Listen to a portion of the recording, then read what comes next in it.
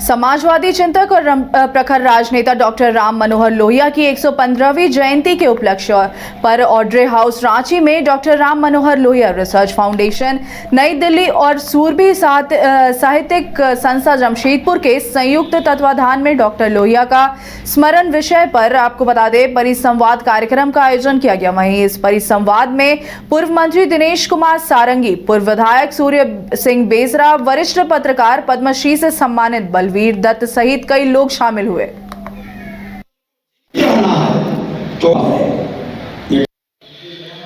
भारत में, हिंदुस्तान में एक ही मौलिक चिंतक राजनेता हुए हैं, उनका नाम है डॉक्टर राम मनोहर लोहिया।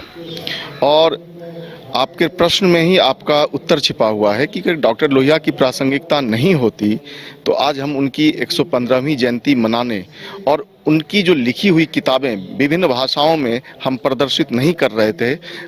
और इस संभाषण के बाद हम doctor Ram Manohar Lohia research foundation, जिसका मैं संस्थापक अध्यक्ष हूं, हर साल हम गोवा, गुवाहाटी, हैदराबाद, अलग अलग शहरों में हम 2 दिवसीय ट्राई नेशन कॉन्फ्रेंस का आयोजन करते हैं। और इस बार जो फिल्म हम दिखा रहे हैं वो खरसावां गोलीकांड के 75वें साल पूरे होने पर खरसावां गोलीकांड क्यों हुआ था उस पर ये हम फिल्म दिखा रहे हैं, ताकि जो रिसर्चर्स हों उनके लिए वो फायदेमंद हो। डॉक्टर राम मनोहर लोहिया मात्र 4.5 साल सांसद रहे, लेकिन उत्तर से लेकर दक्षिण तक, कश्मीर से लेकर कन्याकुमारी तक उनके प्रशंसकों की कमी नहीं है। आप खुद देख सकते हैं, यहाँ लखनऊ से लोग हैं, यहाँ ग्वालियर से हैं, यहाँ भिंड मुरैना से हैं, यहाँ दिल्ली से लोग आए हुए हैं और सुदूर प्रांतों से लोग यहाँ पे आए हुए हैं और सुदूर अंचलों से आए हुए हैं। तो डॉक्टर राम मनोहर लोहिया सच पूछिए तो he is not a leader, he is a statesman. वह राजनेता नहीं थे बल्कि राजमर्मज्ञ थे। तो उनकी प्रासंगिकता बनी रहेगी। समाजवाद, जो गांधीयन सोशलिज्म को वो फॉलो करते थे, वो विचार इस देश में अभी प्रासंगिक है। जो मौजूदा राजनीति है उसमें डॉक्टर लोहिया के विचार तो आज भी प्रासंगिक होते जा रहे हैं। डॉक्टर लोहिया बेहद अल्प काल तक सांसद रहे, मात्र 57 साल आयु तक उन्होंने अपनी जिंदगी जी। लेकिन भारत में स्वतंत्रता संग्राम का चाहे इतिहास हो, या गोवा मुक्ति आंदोलन हो, या नेपाल में राणाशाही के खिलाफ लोकतंत्र की बहाली का मसला हो, या बर्मा में लोकतंत्र की बहाली का मसला हो, या फिर मैसूर राज्य में किसानों की समस्या हो, वहाँ डॉक्टर लोहिया ने संघर्ष किया। देखिए, लोहिया जी के नाम पे तो बिहार, उत्तर प्रदेश, उड़ीसा और भारत के कई राज्यों में राजनीति हुई, वो भी सत्ता की राजनीति हुई। लेकिन डॉक्टर लोहिया के साहित्यों को संजोने के लिए, उनके विचारों को फैलाने के लिए जिन समाजवादियों की बड़ी जिम्मेदारी थी, वो इस काम में भी। सारठ स्थित हजरत रहमतुल्लाह के पवित्र एवं प्रसिद्ध मजार पर प्रत्येक वर्ष की भांति 29 मार्च से 3 अप्रैल तक लगने वाले 6 दिवसीय उर्स मेला का आयोजन होना है, जिसको लेकर सारठ थाना परिसर में सारठ अंचलाधिकारी श्री कृष्ण चंद्र सिंह मुंडा की अगुवाई में शांति समिति की बैठक की गई है। अगर जुल्म करेगा तो उसका नाम लिख के हो जाएगा।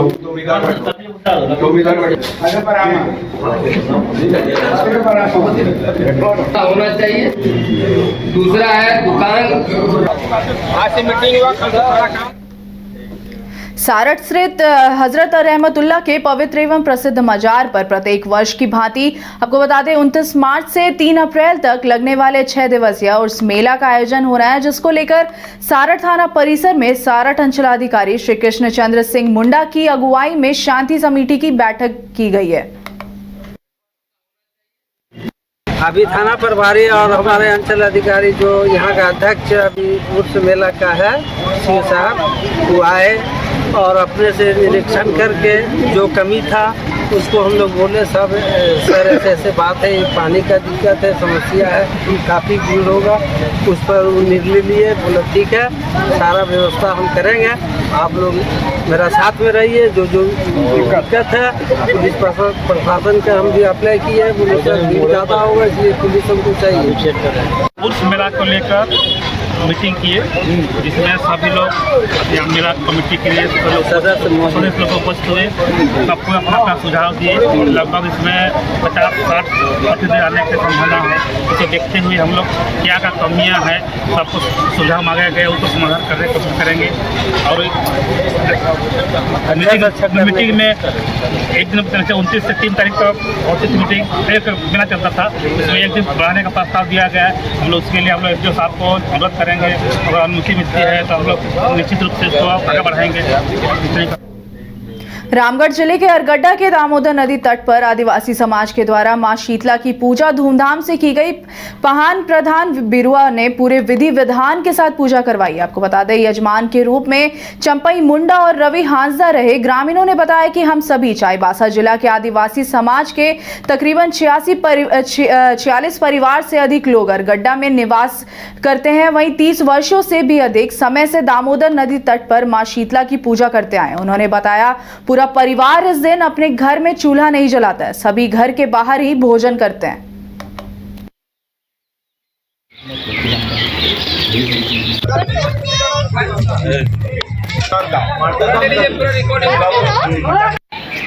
नमस्कार, आप बायोस्कोप की तस्वीरों में देख पा रहे हैं कि मैं एक मंदिर में खड़ा हूं और ये मंदिर जो है रामगढ़ जिला के अरगड्डा नीचे थोड़ा दामोदर नदी घाट पर है। और ये मंदिर जो है आदिवासी समाज के लोगों ने स्थापित की है। विगत 30 वर्षों से भी अधिक समय से यहाँ मंदिर स्थापित है और आज काफ़ी खास दिन है। आज आदिवासी समाज जो है माता दिशावली, माँ शीतला मंदिर, शीतला माँ के नाम से जानी जाती है। माँ दिशावली उनको प्यार से लोग आदिवासी समाज के लोग उनको कहते हैं और उनका पूजा आज जो है यहाँ काफ़ी विधि विधान के साथ किया गया है। आदिवासी समाज के वाहन और यजमान पुजारियों के द्वारा जो है सामूहिक रूप से किया गया है। इसमें खास बात यह है कि गांव के लोग आज जो भी प्रसाद माँ को चढ़ाते हैं, जो भी प्रथा है बलि की, उसके करने के बाद जो है गांव के लोग जो है आज घर में कोई भी घर के लोग जो है वो घर में खाना नहीं बनाते हैं, घर में चूल्हा नहीं जलता है। सब कोई बाहर में टोंगरी में ही, जंगली जगह में भी खाना बना करके खाते हैं। इससे पूर्व जो है वो अपने घर के एक पूजा के एक दिन पूर्व जो है सभी घर के अपने घर के कुछ न कुछ सामान ले जा करके और कुछ दूरी पर जो है जंगल टोंगरी क्षेत्र में वो दे आते हैं और माता से आज पूजा करने के बाद जो है अपने घर में सुख शांति और कामना करते हैं और सुरक्षा की कामना करते हैं, रोजी रोजगार की कामना करते हैं। तो इन्हीं कामना के साथ मैं रविकांत रांची पहुंचे केंद्रीय मंत्री डॉक्टर राजभूषण चौधरी निषाद ने हेमंत सरकार पर हमला बोला। उन्होंने कहा कि सरकार की मंशा साफ झलकती है कि वो अपने परिवार का विकास चाहते हैं, झारखंड का नहीं। केंद्रीय राज्य मंत्री ने कहा कि जिस परिकल्पना से झारखंड राज्य बना था उस हिसाब से झारखंड में विकास नहीं हो रहा। जब तक एनडीए की सरकार झारखंड में रही तब तक विकास हुआ, लेकिन अब लोग दर दर भटकने को मजबूर हो गए हैं। देखिए, कहीं से भी यहाँ की जो सरकार है उसकी मंशा राज्य के विकास की संभावना नहीं। उनका उद्देश्य सिर्फ परिवार के विकास के लिए, अपने लोगों को लाइट कैसे किया जाए, कैसे लोगों को अपने लोग मजबूत करें, सिर्फ इस पर काम हो रही है। ठीक झारखंड का जो निर्माण हुआ था जिस परिकल्पना के साथ, जिस उद्देश्य के साथ झारखंड का निर्माण हुआ था कि झारखंड में इतने कल कारखाने हैं, इतने आपको कोल माइंस हैं, तो इससे झारखंड का एक अलग विकास होगा।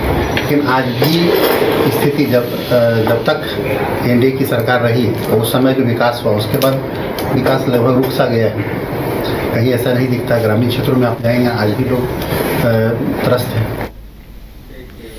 भारत के वीर सपूत भगत सिंह ने अपने प्राणों की आहुति दे दी, लेकिन उनकी आदमकद प्रतिमा को राजधानी रांची में अब तक स्थान नहीं मिल रहा और आज भी आजाद भारत में वीर शहीद भगत सिंह कैद हैं। दरअसल भगत सिंह की आदमकद प्रतिमा, जिसे रांची नगर निगम की तरफ से मोराबादी में लगाने की इजाजत दी गई थी, लेकिन जिला प्रशासन की तरफ से इस पर रोक लगा दी गई, जिसके बाद से ही भगत सिंह की आदमकद प्रतिमा रांची के पुलिस लाइन में कबाड़ के बीच मौजूद है। भगत सिंह को उनके शहादत दिवस पर याद किया जा रहा, लेकिन रांची में यह प्रतिमा आज भी कबाड़ के बीच में मौजूद है, जिसे लेकर राष्ट्रीय युवा शक्ति ने प्रदर्शन किया और भगत सिंह की प्रतिमा को उचित स्थान देने की मांग को पुरजोर ढंग से रखा। आप देख सकते हैं इस तस्वीर में कि पुलिस लाइन में किस तरह से कबाड़ में अमर शहीद भगत सिंह की प्रतिमा को रख दिया गया है। और ये झारखंड की एक बड़ी विडंबना, राजधानी रांची की एक बड़ी विडंबना कही जा सकती है कि आज तक उनकी प्रतिमा को उचित स्थान नहीं दिया जा सका है और आज भी उनकी ये प्रतिमा एक उचित स्थान पाने की बाट जोती नजर आ रही है। आप देख सकते हैं किस तरह से टूटी फूटी गाड़ियां हैं, आसपास कबाड़ पड़ा हुआ है और वहीं पे अमर शहीद की प्रतिमा को बांस बल्लियों से घेर कर कैद कर यूं ही छोड़ दिया गया है। अब देखने वाली बात यह होगी कि इस पर प्रशासन और कब तक संज्ञान लेता है, क्योंकि इन युवाओं ने इसका विरोध किया है और इन्होंने कहा है, ये काफी दुख की बात है कि इस तरह से कबाड़ के बीच में बांस बल्ली से घेर कर अमर शहीद की प्रतिमा को यूं ही छोड़ दिया गया है।